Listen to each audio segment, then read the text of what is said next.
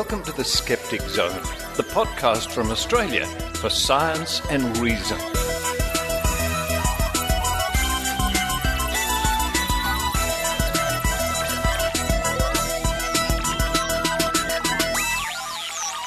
Hello and welcome to the Skeptic Zone podcast for the 22nd of January 2017, episode number 431. Richard Saunders here with you from, still warm, muggy Sydney, Australia.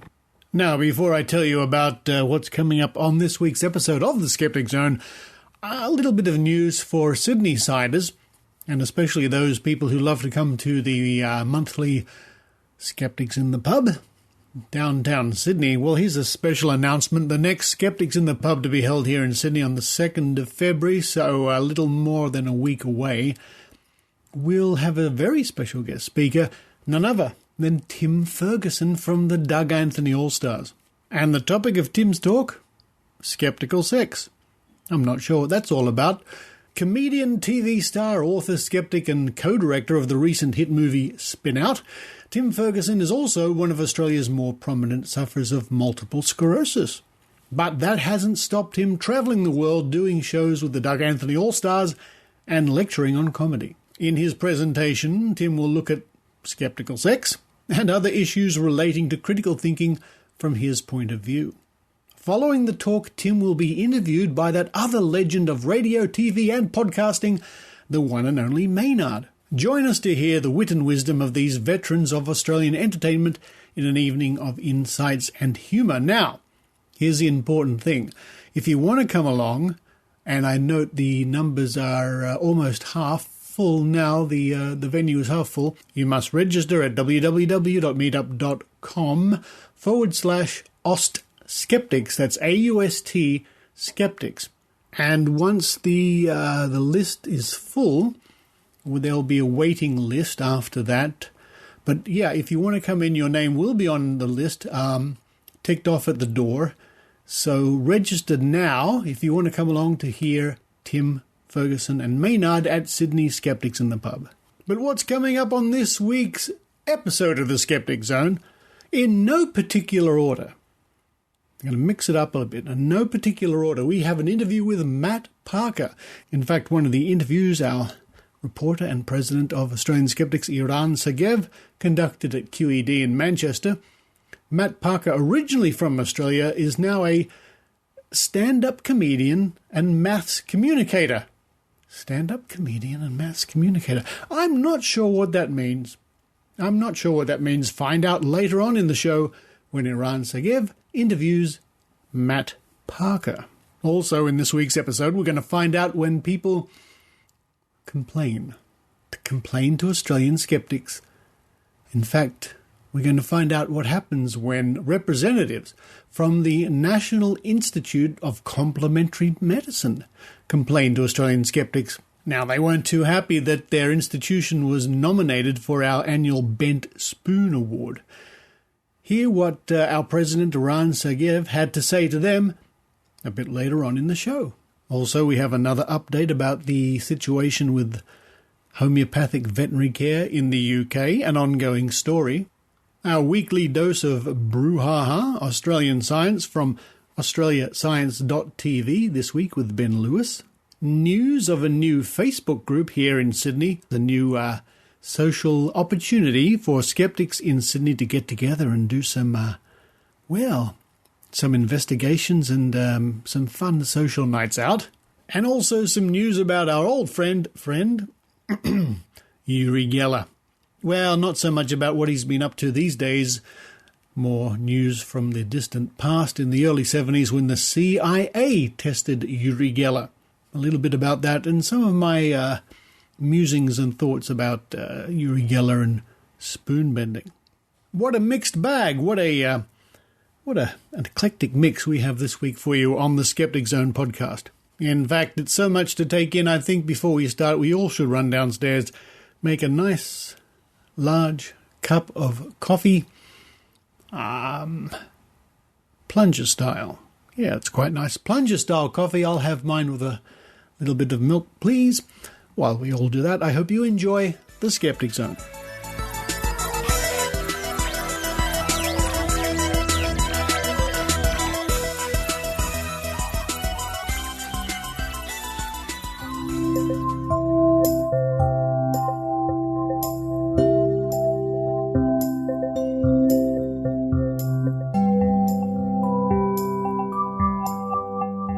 Skeptics stand by bent spoon nomination, published on the 16th of December at skeptics.com.au. Over the past 30-something years, the bent spoon has become one of Australia's least coveted awards. It is, of course, by design. Awarded annually to the perpetrator of the most preposterous piece of paranormal or pseudoscientific piffle, it serves to highlight particularly egregious instances of anti-science. While we have had all kinds of winners, you might even say losers, over the years, we reserve special scorn for those who should know better, but for whatever reason, fail to do the right thing. In March 2016, the National Institute of Complementary Medicine was nominated for the bent spoon. Here is the nomination as it appeared on the website at skeptics.com.au. Nominees: Professors Alan Bensusan, Gregory Colt, and Barney Glover at the National Institute of Complementary Medicine, School of Science and Health, Western Sydney University. Nominated by Frank van der Kooi on the 3rd of December 2016. For continuing to fully support and defend the use of homeopathy and other unbelievable complementary medicines, for ignoring the detrimental impact that their approach have on science, scientific education, and the general health and well-being of the Australian population. On the 22nd of November 2016, a few days before our national convention, where we present our annual awards, Australian Skeptics Inc. President Eran Segev received an email from Professor Alan Bensusan. It had a letter attached and requested, quote, that this letter is treated with strict confidence and only used for the purposes of removing the nomination, end quote. As will become clear shortly, we rejected this request as being unreasonable and unjustified, both substantively and as the email was copied to two other parties not directly related to Australian Skeptics Inc. However, there were parts of the letter that we accept should appropriately remain confidential, and we have chosen to redact those. You can read the letter at the website of Australian Skeptics Inc. with a link in this week's show notes. On the 3rd of December, a few days after the convention, Eran Segev sent the following email to Professor Bensusan. Dear Professor Bensusan, thanks for your email and letter. At the convention this weekend, we have announced the, quote, winner, end quote, of the bent spoon for this year, and I'm sure you'll be pleased to know that NICM was spared. The nominations for 2016 have now been removed from our website. I wish to use this opportunity to express my ongoing concern over the uncritical way NICM presents information that is, at a minimum, dubious. The easiest example is the definition provided under, quote, energy medicine, end quote. Simply using the biologically meaningless terms, quote, energy fields, end quote, and, quote, biofields, end quote, puts you in the same category as some of the worst cranks in alternative medicine. As a minimum, I would have expected something like, quote, it is claimed, end quote, followed by other qualifications that make it clear that NICM does not subscribe to these unscientific definitions. Unfortunately, a review of your site suggests that your claim that you, quote, ... do not defend the use of any complementary medicine unsupported by evidence, end quote, is false. While you did not win the bent spoon this year, I reject your suggestion that the nomination was undeserved. Investigating complementary medicine in a scientifically rigorous manner is a credible scientific pursuit. Promoting it with weak or non-scientific evidence, as NICM often does, is not. I wouldn't be surprised to see more bent spoon nominations for your organisation as you continue your uncritical support for implausible and evidence-free treatment modalities. In your response to the NH and MRC review, you ignored the magical pre-scientific notions that underpin homeopathy and its complete lack of plausibility, producing a statement which makes it look very much like you think this modality has some credibility yet to be proven. The same approach permeates your site. No criticism of any alternatives to medicine in sight. Even your warnings are mealy-mouthed, saying, quote, serious forms of disease, conditions and disorders should not be diagnosed or treated without first consulting a suitably qualified healthcare professional, end quote, is not nearly good enough when what any reasonable organization would say is, quote, go see your doctor, end quote, to make sure no one sees a naturopath for a serious condition.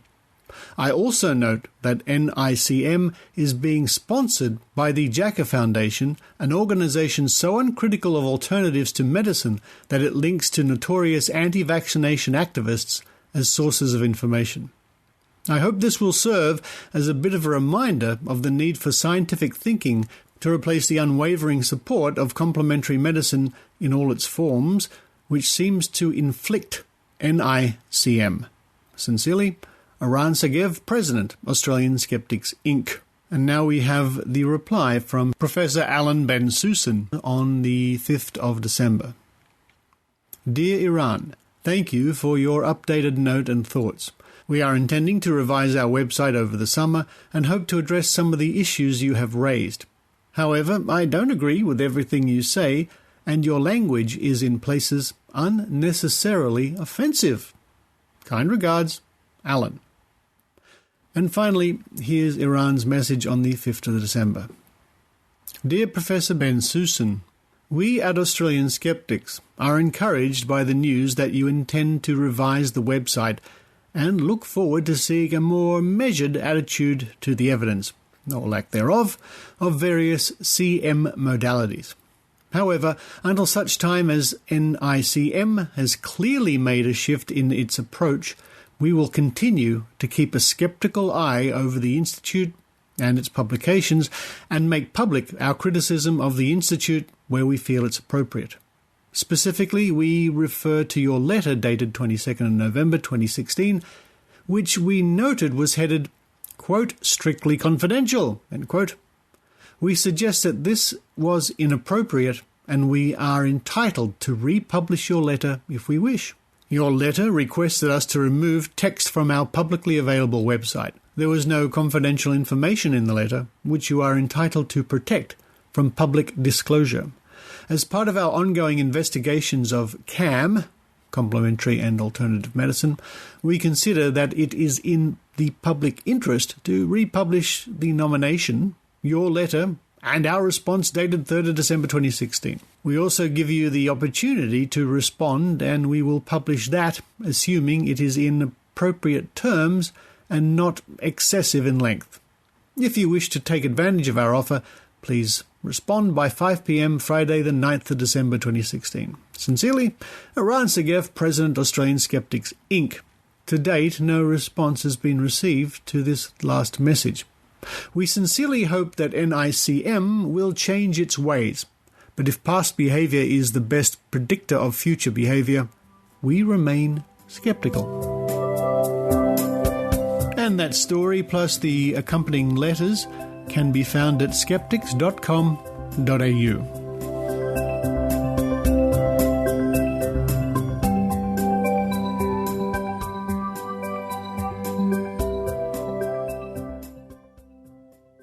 Greetings, listeners. It's me, Captain Disillusion. On my YouTube channel called Captain Disillusion, I, Captain Disillusion, analyze viral videos of the strange and unbelievable. I explain how interframe video compression, 3D motion tracking, and stock VFX elements prove that Justin Bieber is not a secret reptilian alien, that those videos of ghost cars are just unintentional optical illusions, and that lightning did not strike a few feet away from a girl on a beach as we saw in the news. I'm real fun at parties. My best friend is a lens flare. Eat a dimmer switch, Disillusion. I do know other people. Sometimes they even show up in my videos. People like Skepticism's grandpa, James Randi, Cirque du Soleil acrobat Erica Lins, weight loss enthusiast Penn Jillette, and the actual Beekman from Beekman's World. I hope you'll check out my adventures, interact with me in a platonic way, and even consider becoming a patron of my work. You can do all that and more on YouTube or at CaptainDisillusion.com.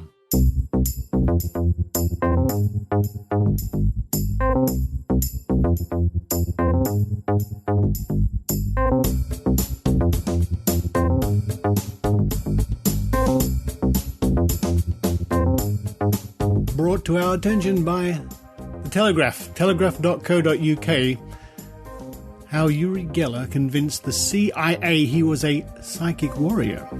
An article by Nick Allen in Washington states that for decades Uri Geller, the man famous for allegedly bending cutlery with his mind on UK television and around the world, was mocked over his claims to have paranormal powers. Yes, he was. He still is, by the way. He was, he was mocked at the time, but by and large he was believed, especially by large swathes of the media. The story goes on, but while the British public were always sceptical, well, I wouldn't say that. I'd say a large proportion of the British public, and here in Australia too, weren't sceptical. Anyway, it goes on to say it's transpired that none other than the CIA believed that the spoonbender was psychic all along. Now, this story is very interesting to skeptics for a number of reasons.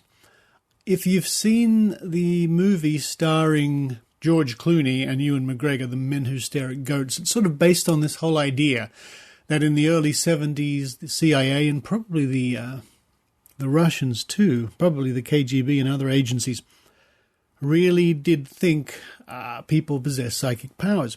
And it's not too surprising. It's not far-fetched at all, because at the time, and those who lived through it will remember very well, that this thing was all the rage. It was very popular. It was all exciting and new and daring, and reports were getting through, and you see people like Uri Geller on TV apparently using psychic powers to do all sorts of things. And in that era of the Cold War, you could well imagine that both sides were very keen to exploit any possible advantage over the other side. And that meant looking into a lot of what we would now realize as nonsense. But at the time, enough people were unskeptical enough to invest an awful lot of time and money into investigating these things. And naturally, they would investigate the most high-profile so-called psychic at the time, that being Uri Geller. Now, eventually, this played beautifully into Uri Geller's hands because he simply used this to boast about his powers. Even the CIA tested me, or I was under investigation by the CIA. And if you've ever seen the movie Mindbender, and I've got a VHS copy lying about somewhere, this is the story of Uri Geller. It's, in fact, there it is. Up in my cupboard here. Here we go. A picture of Uri Geller on the cover, although it's an actor who plays him in the movie. Oh, Terence Stamp is in it. How about that? From Ken Russell, the acclaimed director of Who's Tommy and Altered States, featuring the music of Elton John, the Moody Blues and the Bee Gees, Terence Stamp, Priscilla, Queen of the Desert, in Mindbender, inspired by the amazing life story of controversial Uri Geller.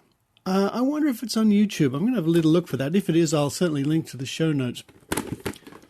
Now, I haven't watched that myself in a number of years, but it's hilarious when you do watch it. It's truly a bad movie. But I must say that watching the first press conference in the Trump White House today, the similarities, oh dear, the exaggerations, I'm almost speechless when I think about this. And normally the Skeptic Zone isn't political, as you know, sometimes. But I guess we can call out strange behaviour when we see it. And that press conference from the White House today certainly ranks as strange behaviour. But getting back to this story. So the CIA took great interest in Uri Geller in the early 1970s.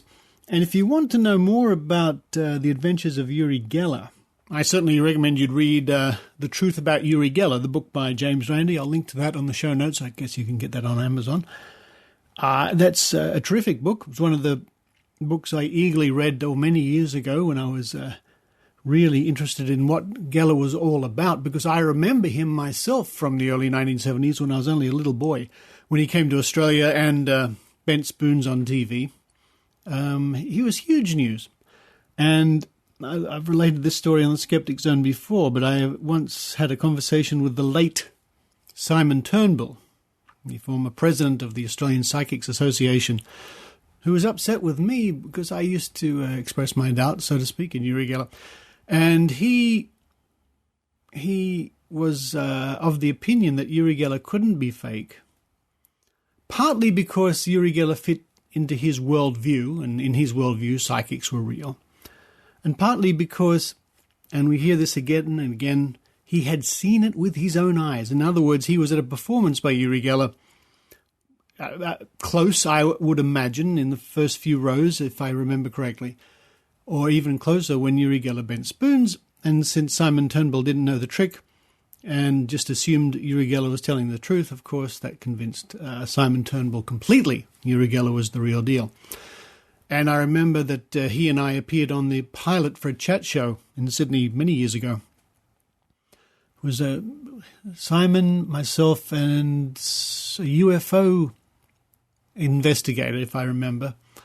And I brought some spoons, and I passed the spoons around to the host, to Simon, to the UFO investigator, and I said, please examine the spoons, and I proceeded basically to do a Uri Geller.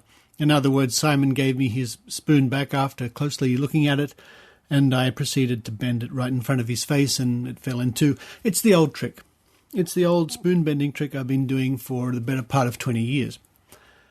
And I could see the cogs in Simon's mind turning, or the gears seizing, or something.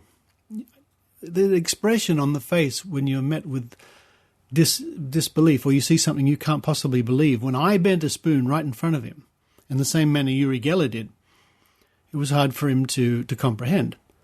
And after the taping of the show, I took him aside and I said, look, Simon, if anybody should know how this trick works, it should be you.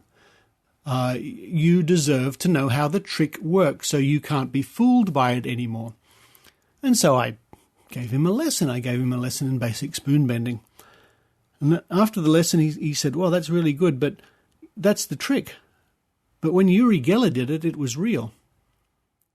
There's no way you can go with that, folks. It's one of those tough things. There's no way you can go with that. If somebody wants to believe so badly that even when they've learnt the trick, they still continue believing. And when you know the trick of spoon bending, and its many variations, when you see old videos, and there are plenty of them on YouTube, of Uri Geller on various TV shows and in public appearances doing spoon bending, it's a real facepalm moment because you can see the trick every time and you can see exactly what he's doing. And indeed, if you take video stills of some of his spoon bending, you can see even more of the action he's doing to make it appear spoons are bending. But to get back to this story, that these documents being released and showing the extent of the CIA's investigations into Uri Geller. Now, don't be too hard on those CIA investigators all those years ago, over 40 years ago. They were following up on a lead that, if it had been true, would have been a huge advantage to their cause, and the same with the Russians. If they were following up this sort of thing, remember, they were looking for any advantage they could. There's a famous quote by James Randi who said that the CIA could have saved themselves a lot of money and just called him up for a nickel or something, and he would have told them. But it's interesting, after all these years, that Uri Geller is still making the news, and I'm sure he's pleased about that. Another thing that James Randi said a couple of years ago on his tour, when he was touring for the documentary, An Honest Liar, he said the most dangerous place in the world to be is between Uri Geller and a camera. Now, in recent years, Uri Geller has certainly, he's never admitted that he was a showman. He never admitted that spoon bending is simply a magical trick which needs a little bit of time and patience to learn. But he's certainly backpedaled a lot on the claims. In fact, I also know he's been appearing at various magicians' conventions, so I think that gives you a clue there. Nevertheless, if it wasn't for people like Uri Geller, I guess, looking at this video again, I don't see many VCRs these days. If it wasn't people like Uri Geller, making all these outrageous claims in the 1970s, maybe the skeptical movement wouldn't have started off in the way it did. Who knows? So the last thing we look at on the back cover is, at the film's end, Uri Geller himself appears on screen and performs the first ever interactive psychic experiment with a movie audience. Good grief.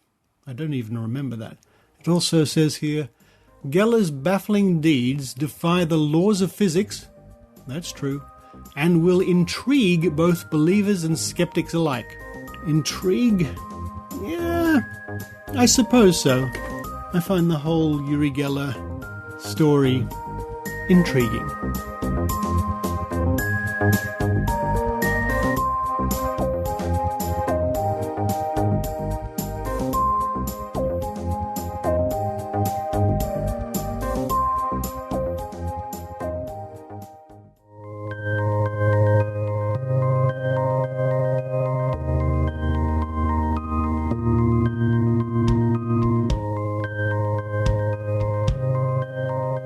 Dr. Harriet Hall, MD, known to thousands as the Skepdoc, a retired family physician and former Air Force flight surgeon.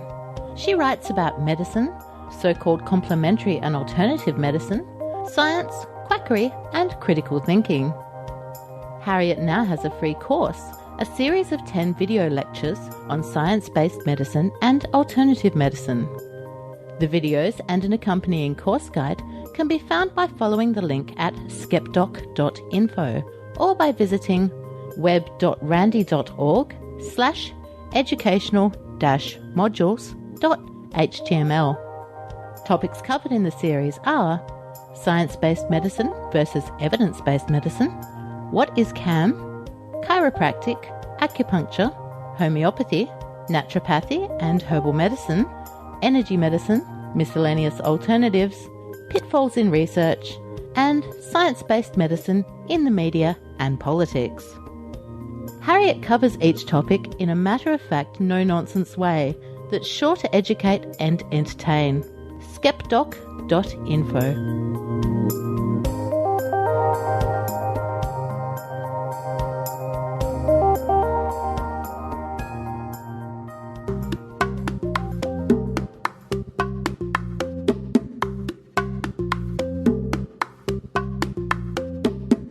Here's an update to the story on homeopathy in veterinary care we've been following for the past few months. In the UK, vet Danny Chambers has been leading a push to help to stop, stamp out, remove, delete, eliminate, exterminate homeopathy when it comes to veterinary care.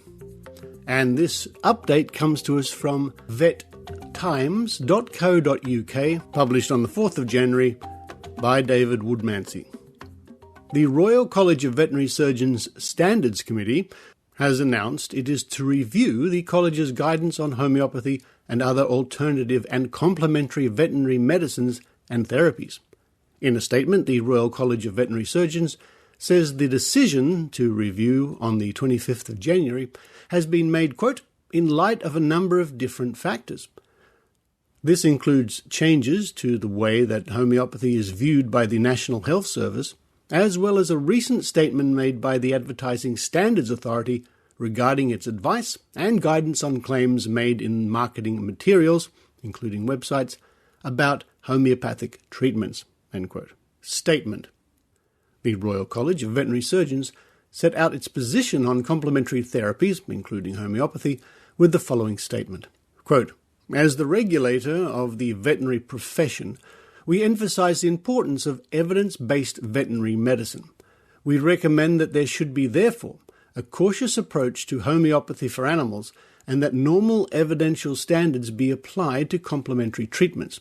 We believe it is also essential that such treatments, until they can be proved, are complementary rather than alternative, and that they are therefore used alongside conventional treatment. However, whatever views there may be within the veterinary profession, it is clear that there is demand for some clients for complementary therapies for their animals. It is better they should seek advice from a veterinary surgeon, rather than turning to a practitioner who does not have veterinary training, end quote.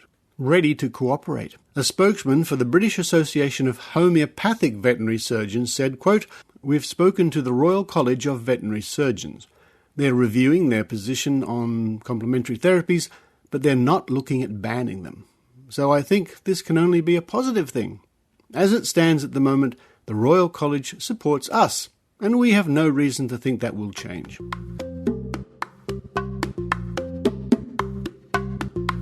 And that update comes to us from vettimes.co.uk by David Woodmansey, published on the 4th of January 2017.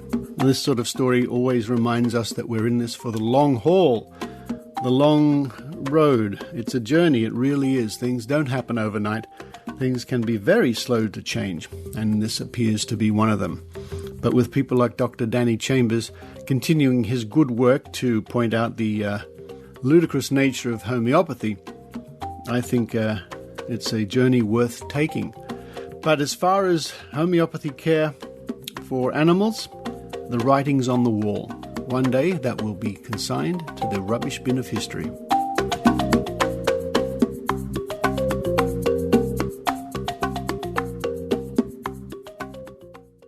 Virtual Skeptics is a weekly web show in which we discuss the latest news in skepticism.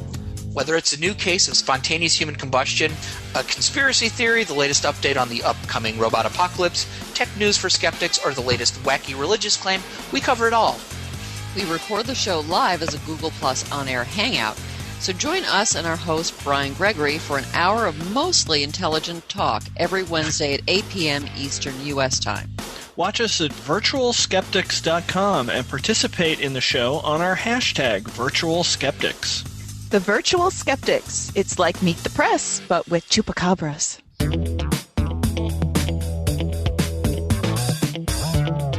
And now, direct from the cafe at Australia's Science Channel, it's Brew Ha Ha with Ben Lewis. The best picture I've seen all day is a semicircle and 3 dots. You've probably seen it too. It's the first images of Jupiter and 3 of its moons returned by Juno, NASA's gas giant orbiting spacecraft. And naturally, you're probably wondering what NASA will be using these images for. Well, probably the same thing that you and I will be. To gaze wondrously at, to be reminded that we're all star stuff, and to change our desktop wallpaper. Yep, Juno Cam, the high-res visible light camera attached to Juno, is nestled amongst incredibly sophisticated and sensitive scientific equipment just to amuse you and me.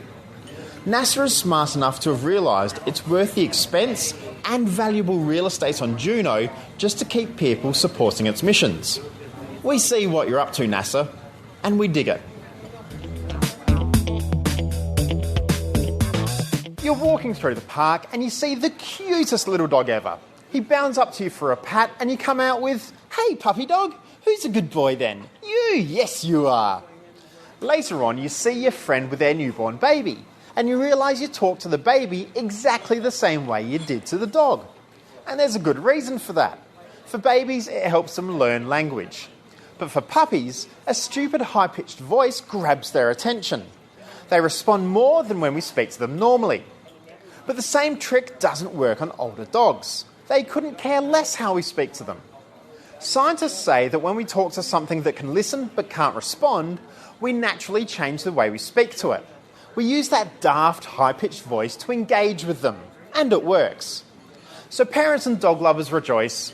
You might sound foolish, but it could be the best way of talking to your baby/fur baby. For more Brew Ha Ha and Australian science, head for www.australiascience.tv.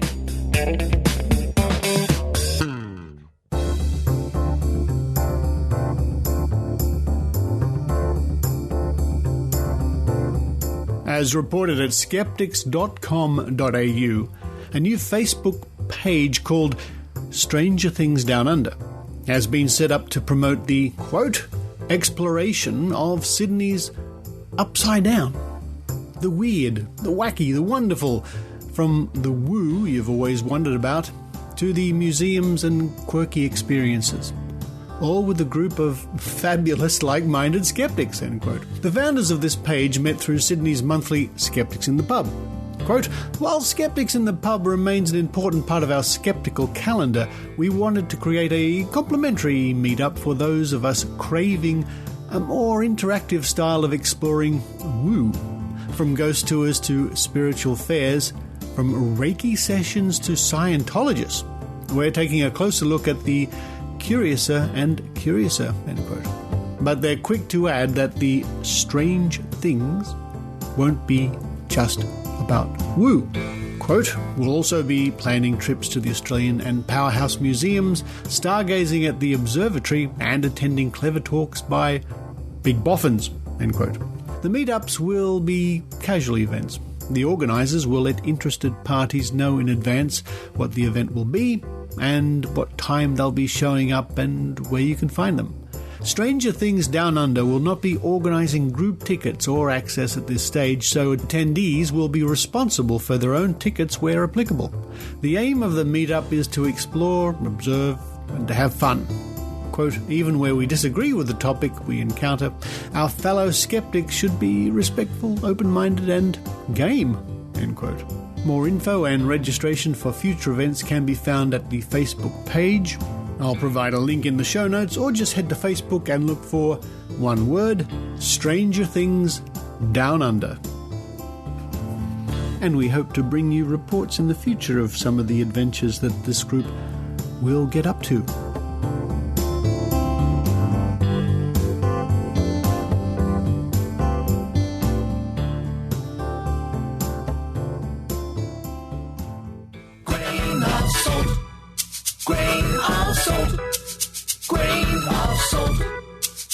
Let's all take this with a grain of salt.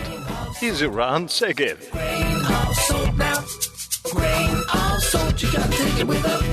Hello, I'm here with Matt Parker. Hi. Hi, Matt. How are you doing? I'm all right. We've just finished the QED conference, as I'm sure you're about to mention, and so I've been hosting, so I'm exhausted, but had a great time. You were part of the Australian invasion of QED this year. I mean, Dr. Carl had several panels, and you hosted it. Yes, so despite the fact my accent sounds completely English, yes. I grew up in Western Australia. I'm from Perth originally, and I moved to the UK about 11 years ago. Oh, that's quite a while. Yeah, a while, and I never had a particularly strong accent to start with. I mean, I'm from Perth, so, you know, that's barely Australia. And when I was teaching mathematics to high school kids in London, my accent changed pretty quickly to be understood. And so now I sound like this, but I'm still Australian, and we had a decent Aussie representation. Yeah, look, we spoke earlier about, somebody said that you're English because you've been here for 11 years. I said, so as long as you're successful, we consider you Australian. Exactly. As long as you're successful and you were originally born in Australia or New Zealand, then you can be an Australian for the rest of your life. Yes, that's how it works, yes. Yeah. Unless convicted of some... if anything is unearthed, I mean, so if some massive scandal comes out about me in later years, then all of this would be, retrospectively corrected. You'll become English. You'll become instantly English. Yeah. I think you find he was English from about early, 2004. Yes. Now, you were asked to host this convention because you have a YouTube channel with Stand Up Maths, and you do a lot of work around maths popularization. Popularization of maths in particular. Can you tell us a little bit about it? Yes, it's very true. So my work is now an unusual combination of maths communication work, education work, and comedy entertainment work. And so the reason I was asked along for this was not specifically for my education work, with the fact that I enjoy skeptical things, and I've been involved in a lot of Skeptics in the Pubs and do lots of talks and that kind of mathsy, sciencey, logical side, but also I work doing comparing stand-up comedy work. And so when they asked, I was like, oh, this is perfect. This is like my dream job. I get to show up and introduce a bunch of people, and they come on stage and I get to watch the talks. And so I had a fantastic time. I was practically on holiday, which is great. I got a free entry to a conference. Yeah. That's very good. Yeah, I must say that you did a very good job. I had to earn just it making afterwards. Sure. Yeah. So. Yeah. And can you tell us a little bit about about what you do in the YouTube channel in particular? Oh, yes. So I'm involved in a couple of different YouTube channels. The one you mentioned was Stand Up Maths, which is the YouTube channel that's just me. So it's me talking about bits of mathematics I think are interesting, and that's pretty much it. And then I'm also involved in a few other channels, so I'm probably best known from the number file channel that I do with other mathematicians. Yeah. And so a bunch of us do, and a lot of people listening will, if you've seen it, you know exactly what I'm talking about. It's mathematicians talking about numbers and how much we love them. And so, including some Australian, like Simon is there. Yes, yeah. Complementary is there, I'm there, and even some Australians who are over here in the UK are involved. So there's a decent, as always, the maths communication in the UK has a surprising number of Australians who have moved over here because it's easier to do this kind of entertainment work in the UK, and we've kind of hung around. And you know we're definitely in England because it's just raining. Just started, really raining. So we popped outside. It's not, this is not, we popped outside so that it's quiet. No, it's actually not the Manchester type of rain. It's actual rain where you can see the drop. Yeah, it's not like you don't just drizzly, miserable. This is proper, and now it's raining. Yeah, interesting. Anyway, see you. That explains the weird noise. And you mentioned earlier, we spoke earlier, and you mentioned that you're actually going to be touring Australia next year. Yes, so I come back to Australia for a couple of different reasons. One is to visit my mum and my family, who are all still in Perth, so I go and see them. I also come out for education shows, so I'm doing two things next year. I'm out sometime around August to do shows in Sydney and possibly Melbourne and maybe some other places, which are for high school kids. So we get loads of high school kids into a theatre, and a bunch of us do like a big mass extravaganza. And then I'm also out doing a series of comedy shows. So there's a stand-up comedian called Robin Ince, and Robin Ince and myself and a few other fantastic maths and science communicators coming out and doing a series of shows. We're definitely doing Sydney, Melbourne and Perth. We're also doing Christchurch and Wellington, just to so how do people round it out. So how do people find out about this? So now, I'm not sure because we're recording this before they've officially announced it. Okay. So once they announce it, it'll be put up online. So what you need to do is go to Google or your favourite search engine of choice and put in Matt Parker Australia, and then for safety, Robin Ince, and then it will bring up. I don't know how they're going to announce it and put the tickets online yet. But it will be by the time I'm listening to this, that will have happened. So Google me in Australia and you'll find it pretty quick. Okay, very good. And how do people find out more about the kind of things you do on a regular basis? So what you want to do is type stand-up maths into all sorts of things. I'm on Twitter as stand-up maths. I'm on YouTube as stand-up maths. And my website is standupmaths.com. Yeah, no, if I may say so myself, because I love maths and I have children who love maths, and that the channel is it's great fun. I mean, for people who love maths. Actually, you know what? For everybody, even for people thanks. who I'm that into maths. That will get them into maths because it's great fun. Yeah, well, I make the videos about things I enjoy, and so hopefully other people do too. Yeah, thank you very much. My pleasure. Grain of salt now. Grain of salt, you gotta take it with a... Hallo aan alle Nederlandse luisteraars. Op dit moment bent u aan het luisteren naar de Skeptic Zone, voor wetenschap en kritisch nadenken. Voor meer informatie ga naar www.skepticzone.tv.